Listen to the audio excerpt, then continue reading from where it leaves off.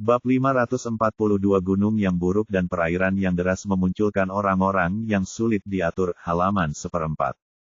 Ketika Chad dan yang lainnya melihat Annie keluar dari mobil dan berjalan mendekat, mereka membuka pintu mobil dan mengikuti dengan rasa ingin tahu. Sebelum Lin Yu dan asisten wanitanya bisa mencapai depan, mereka mendengar orang-orang yang berkumpul di gerbang berteriak dengan emosional. "Bajingan, kalian semua bajingan sialan. Kalian semua yang telah membawa bencana bagi kami. Kalianlah yang telah melukai kami. Keluar, keluar dari sini. Keluar dari tempat mereka berasal." Petik 2. Suara mereka dengan aksen dialek yang kuat, dapat dipastikan bahwa mereka adalah penduduk setempat. Sekelompok orang berteriak dan mengumpat sambil mengacungkan tongkat, cangkul dan senjata lainnya di tangan mereka, mendobrak pintu yang terkunci.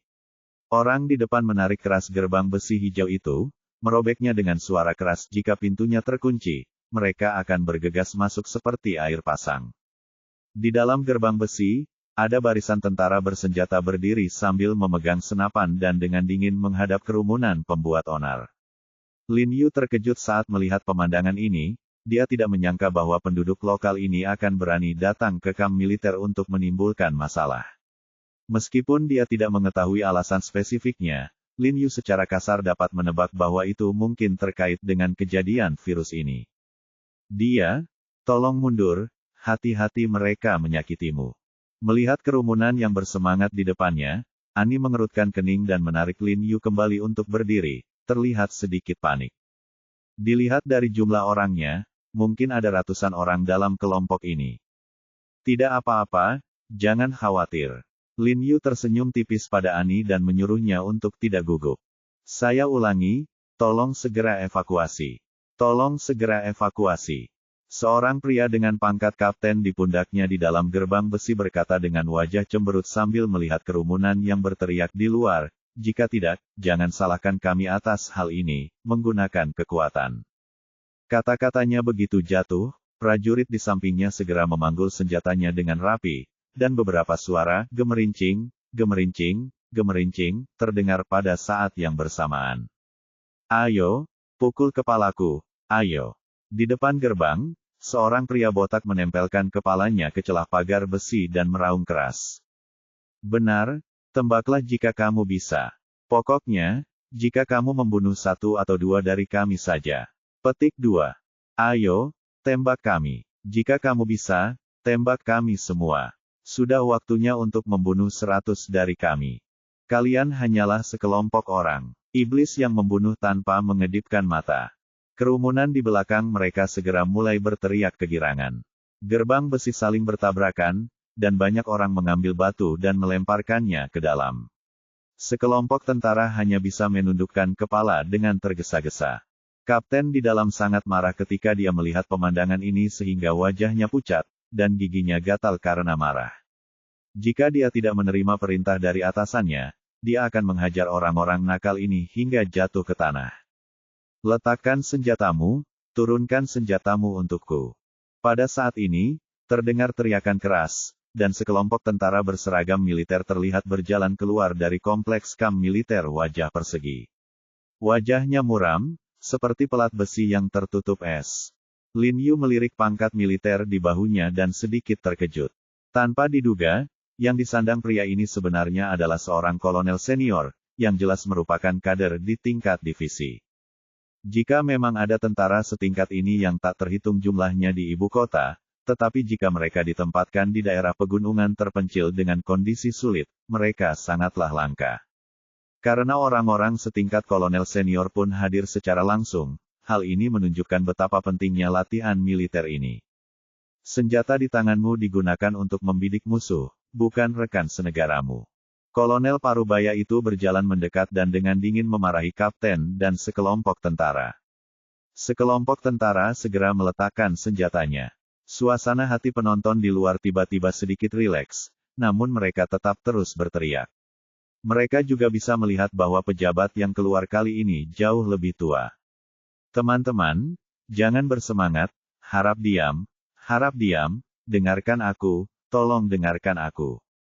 Teriak kolonel kepada semua orang dengan ekspresi lembut, sambil mengangkat tangannya ke udara dan terus menekan, saya adalah perwira berpangkat tertinggi di sini. Jika ada yang ingin Anda katakan, Anda dapat memberi tahu saya. Jika ada yang ingin kita katakan, mari kita bicarakan. Ketika semua orang mendengar bahwa dia adalah perwira tingkat tertinggi di sini, wajah mereka tiba-tiba cerah dan suara mereka menjadi lebih lembut. Sekarang orang yang bertanggung jawab telah keluar, tujuan mereka telah tercapai. Oke, semuanya, diam, diam. Pada saat ini, seorang lelaki tua yang mengenakan setelan tunik Tiongkok, berkulit gelap, dan kerutan dalam di wajahnya berteriak kepada penduduk desa di belakangnya, sejak perwira tinggi mereka keluar, kalau begitu izinkan saya berbicara dengan mereka atas nama semua orang. Lelaki tua berjas mau itu tampaknya memiliki prestise yang sangat tinggi di antara kelompok orang ini. Setelah dia mengatakan ini, semua orang tiba-tiba terdiam, jelas menyadari bahwa dia adalah wakil mereka. Melihat suasana kerumunan telah melunak, sang kolonel tidak bisa menahan nafas lega. Ia pernah mengalami peperangan sebelumnya dan tidak memiliki rasa takut sama sekali saat menghadapi hujan peluru. Namun kini ia sangat tidak berdaya saat menghadapi rekan senegaranya. Karena penduduk desa ini semuanya adalah penduduk daerah pegunungan terdekat, tidak banyak yang melek huruf, dan mereka suka menerima kematian, sehingga sulit untuk berunding dengan mereka. Jika kekerasan mereka muncul, dia benar-benar tidak berdaya. Saudaraku, kamu memanggilku apa? Kolonel mengeluarkan sebungkus rokok, mengeluarkan satu dan menyerahkannya kepada lelaki tua berjas tunik Cina, berkata dengan nada menyanjung. Siapapun pasti kaget jika melihat seorang kolonel senior yang bermartabat menawarkan rokok kepada orang desa dengan cara yang menyanjung. Namun, ketika kolonel senior ini melakukannya, itu sangat wajar, tanpa ada kepura-puraan, kemunafikan atau sikap merendahkan yang tersembunyi di dalam hatinya jika dia benar-benar menganggap penduduk desa ini sebagai sesama penduduk desa, senegaranya sendiri.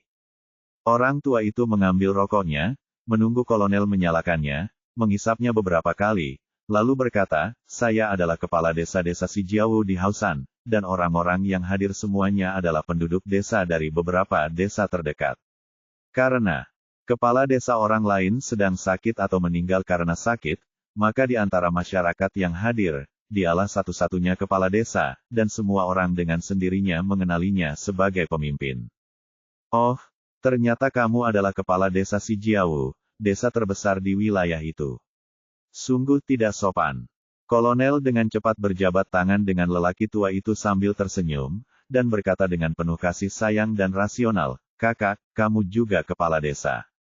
Sungguh tidak pantas membawa orang untuk membuat masalah. Ekspresi kepala desa tiba-tiba berubah ketika dia mendengar ini, dan dia berkata dengan marah, mengapa kita tidak ada di sini? Tahukah Anda bahwa hampir setengah dari lebih dari 2.000 rumah tangga di 8 desa sekitar kita telah meninggal? Begitu dia mengatakan ini, penduduk desa di belakangnya menjadi bersemangat lagi dan berteriak keras. Saudaraku, tolong biarkan mereka tenang dulu.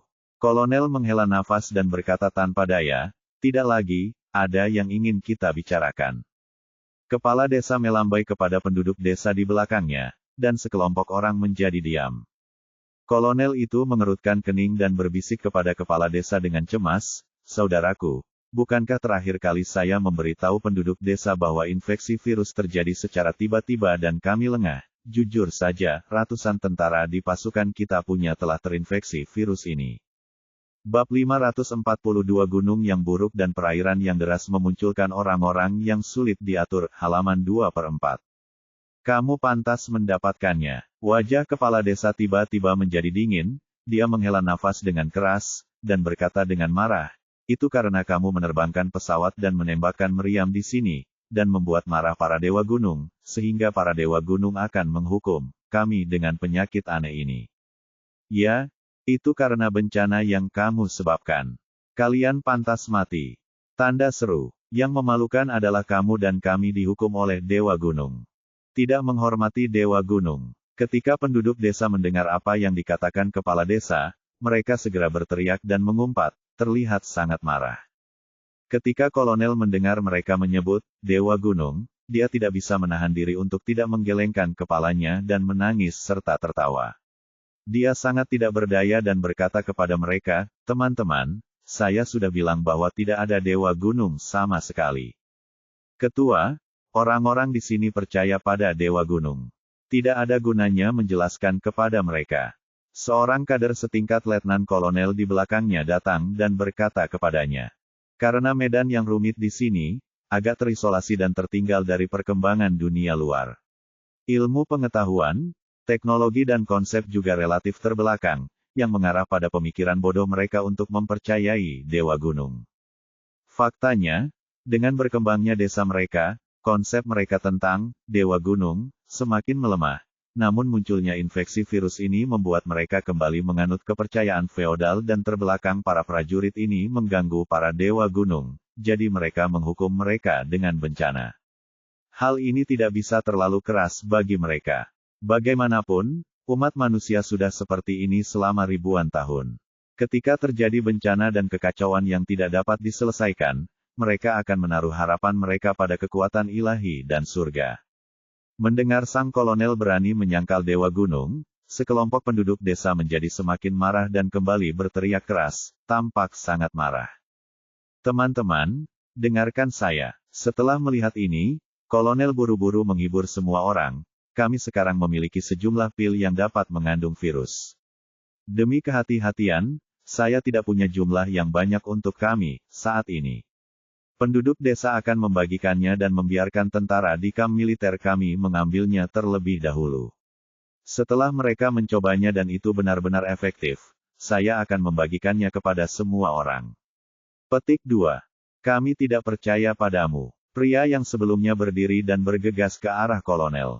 Dia berkata dengan marah, "Kami mendengarkan hasutan Anda sebelumnya dan bertanya kepada beberapa dokter ahli omong kosong yang Anda kirim untuk merawat orang-orang kami, tetapi mereka semua akhirnya terbunuh.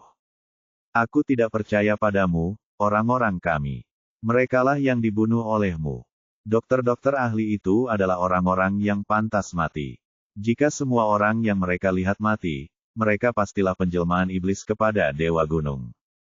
Ya, mereka harus dikorbankan kepada dewa gunung, serahkan mereka. Cepat, panggil mereka keluar." Sekelompok penduduk desa menjadi sangat gugup lagi, bergegas dan merobek gerbang besi besar, dan beberapa orang bahkan mulai memanjat pagar besi. "Saya ingin melompat dari luar." "Ketua, percuma saja Anda menjelaskannya kepada mereka. Kalau Anda bertanya kepada saya, tembak saja." Kapten sebelumnya berkata kepada kolonel dengan wajah tegas, "Jadi terlebih dahulu, biarkan semua orang di bawah Anda memakai peluru karet. Meski kekuatan peluru karet jauh lebih kecil dibandingkan peluru tajam dan tidak akan membunuh orang, namun rasa sakit pada tubuh tidak kalah dengan peluru tajam. Namun jika mengenai bagian vital seperti tubuh bagian bawah, masih mungkin terjadi menyebabkan kematian. Namun, kelompoknya telah dilatih secara khusus dan telah menghentikan beberapa kerusuhan, sehingga tidak ada korban jiwa. Selama pemimpin mereka berbicara, dia yakin bisa mengusir orang-orang ini. Ketua, kalau Anda bertanya kepada saya, tembak saja. Mari kita menakuti mereka untuk saat ini. Tidak akan berhasil jika kita membiarkan mereka menimbulkan masalah di sini." Letnan Kolonel di belakang kolonel juga membujuk dengan suara yang dalam. "Jadi bagaimana jika kita mengusir mereka sekarang? Bisakah kamu menghentikan mereka melemparkan botol minyak yang terbakar ke kamp militer di tengah malam?" Kolonel berkata dengan wajah serius, "Lagi pula, mereka sudah menaruh harapan besar pada kita. Jika senjata ini ditembakkan, permusuhan mereka hanya akan bertambah buruk. Kemudian mereka pasti akan menolak bantuan dan pengobatan kita, dan semakin banyak orang yang akan mati." Petik 2. Tapi kita memikirkan mereka, mereka tidak peduli sama sekali. Bahkan tidak memikirkan kita. Jika mereka terus membuat masalah seperti ini, kita tidak tahu apa yang akan terjadi. Letnan Kolonel menghela nafas dan berkata dengan cemberut dirobohkan. "Kami adalah prajurit rakyat, jadi tentu saja kami harus mempertimbangkan rakyat. Jika Anda menderita keluhan, derita saja." Kolonel melihat ke gerbang besi yang lepas dan menghela nafas tanpa daya. Mereka bergegas masuk setelah beberapa saat. "Entah itu memukul atau memukul, kita hanya bisa menghindar dan tidak melawan." Ya, Letnan Kolonel itu mengangguk tak berdaya. "Ngomong-ngomong, Cepat kirim seseorang untuk melindungi dokter ahli di kamp militer. Kolonel itu sepertinya tiba-tiba teringat sesuatu, dan buru-buru menoleh dan berkata kepada bawahannya di belakangnya, jika perlu, kamu bisa menggunakan kekerasan. Petik 2. Dia tahu bahwa penduduk desa ini berbicara tentang menggunakan dokter ahli itu untuk berkorban kepada Dewa Gunung. Mereka tidak hanya membicarakannya. Setelah mereka bergegas masuk, mereka benar-benar akan menyerang dokter ahli tersebut. Saat dia berbicara, seluruh gerbang pagar besi bergetar, dan jelas bahwa itu akan segera dirobohkan oleh kerumunan. Lin Yu memandangi sekelompok penduduk desa yang hampir menjadi gila, dan tidak bisa menahan diri untuk tidak menghela nafas. Dia tidak tahu apakah harus menggambarkan mereka sebagai orang-orang nakal yang keluar dari pegunungan yang buruk dan perairan yang keras, atau sebagai kurang pengetahuan. Melihat tak ada yang bisa ia lakukan jika masalah terus berlanjut seperti ini, ia hendak melangkah maju, namun sebelum ia sempat berdiri, N di sampingnya tiba-tiba mengambil beberapa langkah ke depan dan meneriaki penduduk desa yang membuat kerusuhan, kalian semua salah, tidak ada Dewa Gunung sama sekali di sini. Dan penyakitmu bukanlah hukuman, itu karena virus. Seluruh wajah cantik Ani membengkak menjadi merah muda karena kekuatan yang berlebihan. Sekelompok penduduk desa yang paling dekat dengannya segera berbalik ketika mereka mendengar ini dan menatapnya dengan keraguan di wajah mereka. Mereka sangat penasaran dan terkejut dengan orang asing yang tiba-tiba muncul. Dengarkan aku seorang dokter. Aku di sini kali ini untuk membantu semua orang menghadapi virus ini dan membantu semua orang kembali sehat. Ani menutup mulutnya dengan tangannya dan berteriak kepada penduduk desa, tolong berhenti dan dengarkan aku dan ucapkan beberapa patah kata. Mendengar teriakannya, semakin banyak penduduk desa mulai berhenti dan berbalik menghadapnya. Dengarkan saya adalah wakil presiden American Medical Association dan seorang dokter berpengalaman. Saya yakin selama saya dapat menemukan sumber infeksi virus, saya akan dapat membantu Anda menyembuhkan penyakit aneh yang Anda sebut itu. Petik 1 tanda seru petik 2. Ani mencoba yang terbaik untuk menunjukkan ekspresi tulus dan menjelaskan kepada semua orang. Kamu baru saja bilang apa? Setelah mendengar perkataan Ani, pria botak yang tadi berkerumun di depan gerbang besi tiba-tiba keluar dari kerumunan, memandang Ani dari atas ke bawah, dan bertanya dengan cemberut. Saya seorang dokter dari American Medical Association. Ahli virus. Bab 542 Gunung yang buruk dan perairan yang deras memunculkan orang-orang yang sulit diatur, halaman 3/4. Ani berkata dan segera mengeluarkan kartu identitas American Medical Association miliknya dan menunjukkannya kepada semua orang. Apa kau dengar itu? Iblis asing ini juga seorang dokter, jadi sama saja kita menggunakan dia untuk berkorban kepada Dewa Gunung. Pria botak itu mengabaikan perkataan Ani dan langsung berteriak kepada penduduk desa. Begitu dia selesai berbicara, tiba-tiba penduduk desa menjadi heboh dan langsung mengepung Ani, berpura-pura datang untuk menangkap Ani. Beberapa pengawal N ketakutan saat melihat hal tersebut, dan langsung berlari ke arah kerumunan itu, berusaha menyelamatkan N, namun sudah terlambat sebelum mereka bisa bergegas maju, kerumunan itu sudah mengepung N sepenuhnya, menghalangi mereka. Tangkap dia untuk dipersembahkan kepada Dewa Gunung. Teriak massa sekeras-kerasnya sambil mengulurkan tangan kotornya yang berlumuran tanah untuk menangkap Ani.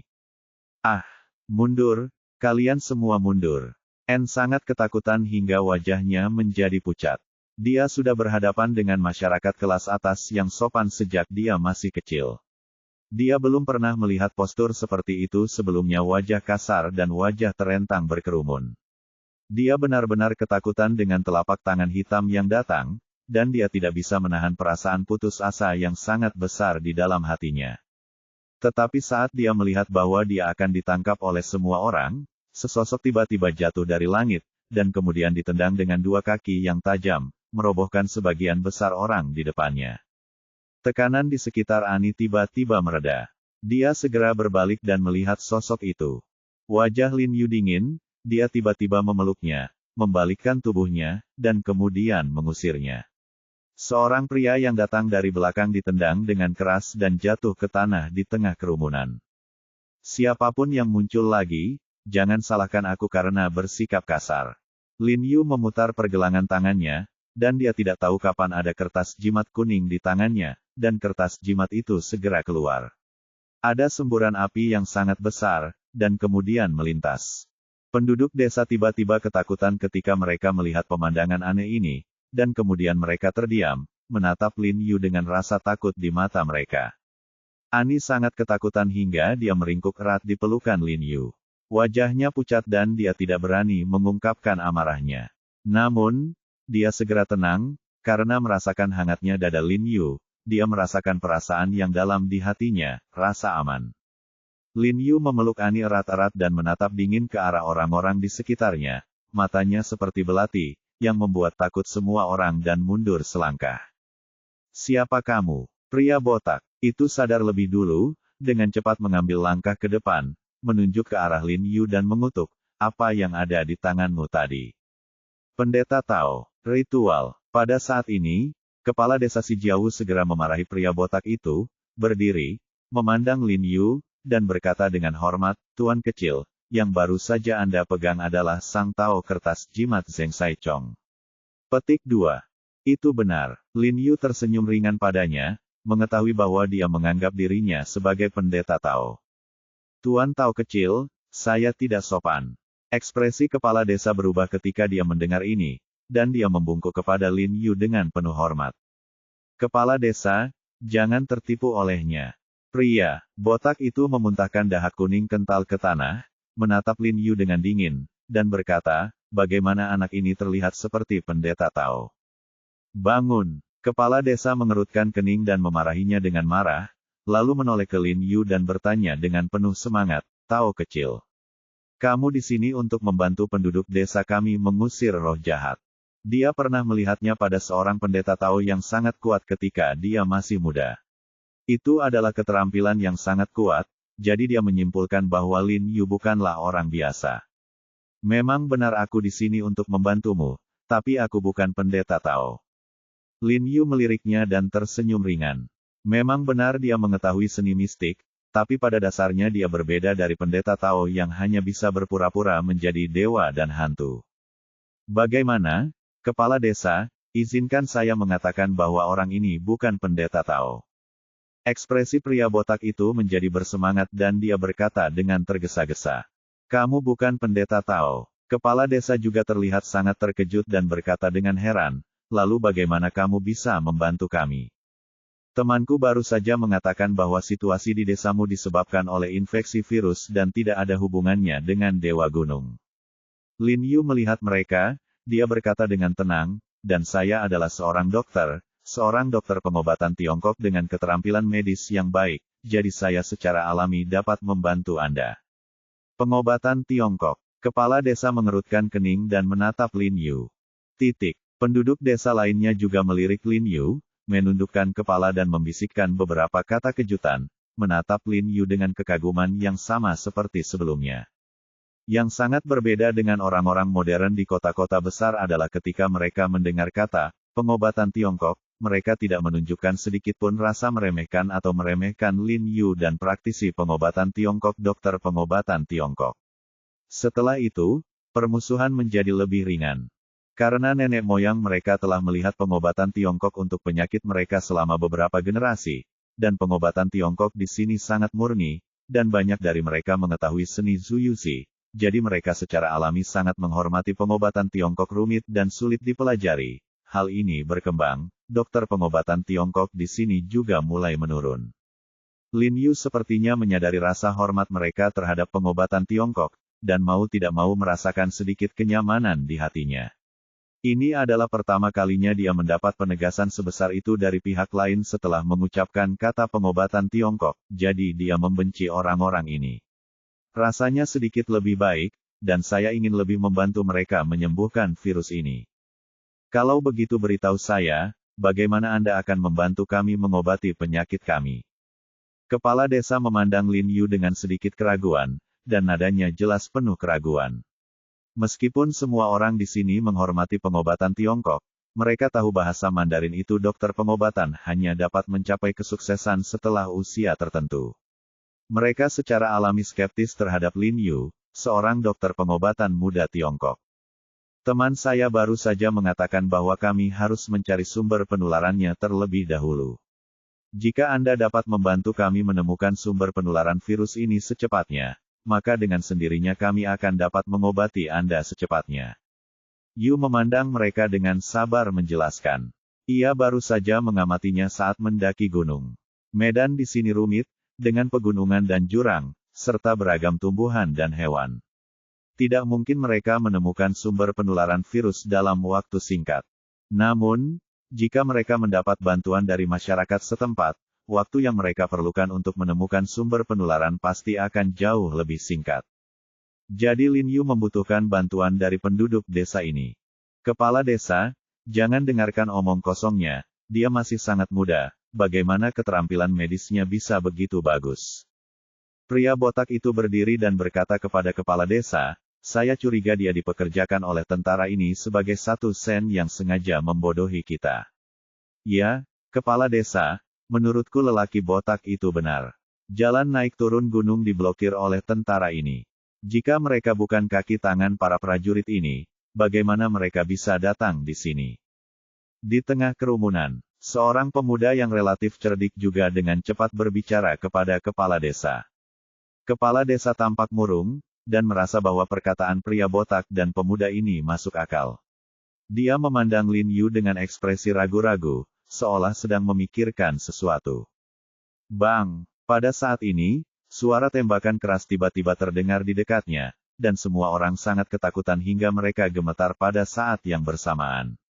Mereka melihat pagar besi kamp militer telah dibuka, dan puluhan tentara yang membawa senapan berhamburan keluar dari dalam. Kapten mengikuti para prajurit dan keluar. Dia segera berkumpul di sekitar N dan berbisik kepadanya, Anda adalah Presiden N dari American Medical Association, kan? Silakan ikut dengan kami. Bab 542 Gunung yang buruk dan perairan yang deras memunculkan orang-orang yang sulit diatur, halaman 4/4. Tidak, kita tidak bisa membiarkan dia masuk. Kerumunan itu tiba-tiba berteriak. Wajah sang kapten menjadi dingin, dan dia segera mengeluarkan pistolnya dan mengarahkannya ke seorang penduduk desa di depannya. Dia berkata dengan suara yang sangat dingin, kepala desa mendapat perintah. Jika ada yang berani menyakiti Presiden N, dia akan melakukannya segera tembak di tempat. Dia mengatakan ini dengan momentum yang besar. Tak tertandingi, tanpa berlebihan, itu jelas serius. Jika Presiden Asosiasi Medis Amerika melakukan kesalahan di Tiongkok, masalahnya akan serius, dan bahkan akan terjadi perselisihan internasional yang besar, jadi mereka tidak boleh membiarkan hal ini terjadi. Jika para idiot ini benar-benar berani bertindak sembarangan, dia akan menembak mereka tanpa ragu. Ayo, tembak, kamu akan mati kok. Ya, lawan mereka, tidak ada dari kita yang akan selamat jika kita terus melakukan ini. Menjadi emosional lagi, dia berteriak kegirangan, dan kerumunan segera berkumpul di sekelilingnya. Mencari kematian. Wajah kapten menjadi dingin dan dia segera menarik pelatuknya. Pada saat yang sama, Lin Yu meraih tangannya dan mengangkatnya seperti kilat. Bang! Terdengar suara keras lagi, dan peluru itu tiba-tiba melesat ke langit. Kapten tampak sangat marah, berbalik dan berteriak pada Lin Yu, siapa kamu? He Jiarong. Lin Yu berkata dengan ringan, biarkan saya berbicara dengan penduduk desa ini. Dia ingin penduduk desa ini membantu saya, tidak ingin memperparah konflik, apalagi melihat banyak orang meninggal karena konflik, karena virus saja sudah cukup banyak membunuh orang. He Jiarong. Ekspresi kapten tiba-tiba menjadi cerah setelah mendengar kata-kata Lin Yu, dan dia berkata dengan gembira, apakah kamu dokter ajaib He Jiarong He dari Aula Huiseng di Beijing? Aku, Lin Yu berkata dengan sedikit kebingungan. Kapten tidak menjawabnya, ekspresinya tiba-tiba menjadi serius, dan kemudian dia memberi hormat pada Lin Yu, dan berkata dengan sungguh-sungguh, Tuan He, atas nama Resimen ke-4 dan Kompi ke-6, saya ingin mengucapkan terima kasih atas penyelamatan hidup Anda, Rahmat. Lin Yu sedikit terkejut, dan kemudian segera memahami apa yang sedang terjadi, dan bertanya, orang-orang di perusahaan Anda telah meminum obat yang diminta Sukian untuk dikirimkan kepada seseorang. Sangat bagus. Kapten mengangguk penuh semangat dan berkata dengan penuh rasa terima kasih, bahkan beberapa prajurit kami yang memiliki gejala parah telah meringankan gejala mereka dan mengurangi banyak rasa sakit setelah meminum obat yang Anda kembangkan. Tidak percaya. Saya tidak menyangka pil obat tradisional Tiongkok Anda memiliki efek yang luar biasa. Sayang sekali obat-obatan ini hanya indikator dan tidak menyembuhkan akar permasalahannya. Lin Yu tersenyum sedih padanya, lalu bertanya padanya, bolehkah saya berbicara dengan penduduk desa ini? Tolong. Kapten segera memberi isyarat hormat. Penduduk desa di sekitarnya menjadi bingung ketika mereka melihat kapten yang pemarah itu begitu menghormati dokter muda pengobatan Tiongkok itu. Mereka berhenti membuat keributan dan mendiskusikan sesuatu dengan suara pelan. Kepala desa tua, izinkan saya menjelaskannya lagi kepada Anda. Jika Anda ingin sembuh dari penyakit Anda harus mencari sumber penularan virusnya secepatnya, mencegah lebih banyak orang mati. Lin Yu dengan sabar berkata. De Chong berkata kepada kepala desa. Dia baru saja mengatakan bahwa gejala orang-orang mereka jauh lebih baik setelah meminum obat yang Anda kembangkan. Apakah itu benar atau salah? Kepala desa mengerutkan kening dan melirik ke arah kapten, dan bertanya pada Lin Yu dengan curiga. Tentu saja benar. Kapten segera berdiri dan berkata dengan suara yang dalam, bolehkah saya bercanda tentang hal semacam ini? Jika Anda tidak percaya, ikuti saya masuk dan lihat, kamu pasti percaya. Kepala desa, kamu tidak bisa masuk bersamanya. Jika kamu masuk, kamu tidak akan bisa keluar. Pria botak di belakang segera mengingatkan kepala desa, jika kamu mau untuk masuk dan melihatnya, kita semua harus masuk dan melihatnya bersama-sama. Kalian terlalu banyak, itu tidak akan berhasil. Kata kapten sambil mengerutkan kening. Jika begitu banyak orang bisa masuk dan melihat, itu tidak akan berantakan. Ayo lakukan ini. Kamu menemukan pasien yang terinfeksi penyakit ini, dan aku akan segera mengobatimu. Lin Yu juga merasa tidak realistis jika begitu banyak orang masuk, jadi dia ingin memberi mereka perawatan di depan dari semua orang. Tunjukkan dan buktikan keterampilan medis Anda, yang akan lebih meyakinkan. Ini juga merupakan cara tercepat dan paling efektif untuk menyelesaikan pekerjaan ideologis penduduk desa yang percaya pada Dewa Gunung secepat mungkin. Kepala desa, kita tidak bisa mendengarkannya. Bagaimana jika dia membunuh salah satu orang kita? Ketika pria botak itu mendengar perkataan Lin Yu, dia segera mengingatkan kepala desa. Ya, kepala desa, bukankah ada beberapa orang yang terbunuh di desa kami hanya karena kami mempercayai perkataan beberapa dokter ahli yang disewa oleh tentara ini? Pemuda cerdik di samping juga menggema, setelah melihat ke arah Lin Yu, aku tidak percaya sama sekali. Apa yang dikatakannya benar. Beberapa pasien di desanya memang dirawat hingga meninggal oleh dokter ahli yang dibawa oleh tentara hanya mengira itu adalah infeksi virus biasa, jadi mereka disuntik dengan obat antivirus biasa, yang mempercepat kematian orang-orang tersebut. Ketika kepala desa mendengar nasihat mereka, dia langsung ragu-ragu. Lin Yu tersenyum tenang dan berkata, kepala desa, kamu tidak perlu malu. Temukan saja pasiennya dan biarkan aku yang merawatnya. Jika aku menyembuhkannya, maka kamu harus percaya padaku dan berusaha sebaik mungkin untuk bekerja sama denganku untuk menemukan virusnya. Jika saya gagal menyembuhkan orang itu sepadan dengan nyawanya.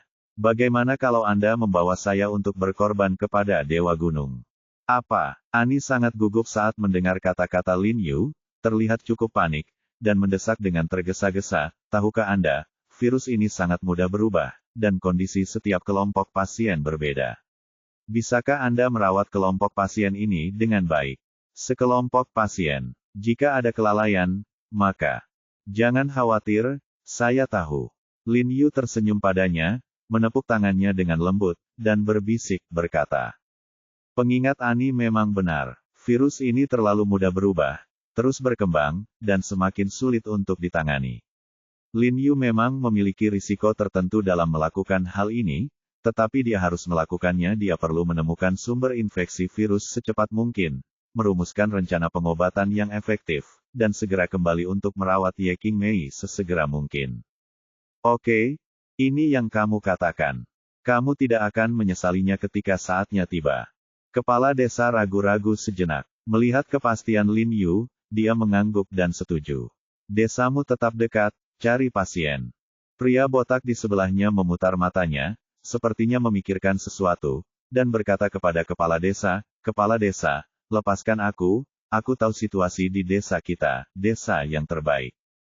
Sambil mengatakan itu, dia segera memanggil mereka berdua dan berlari kembali ke desa. Kamu merangkai kebohongan ini dengan sangat cerdik.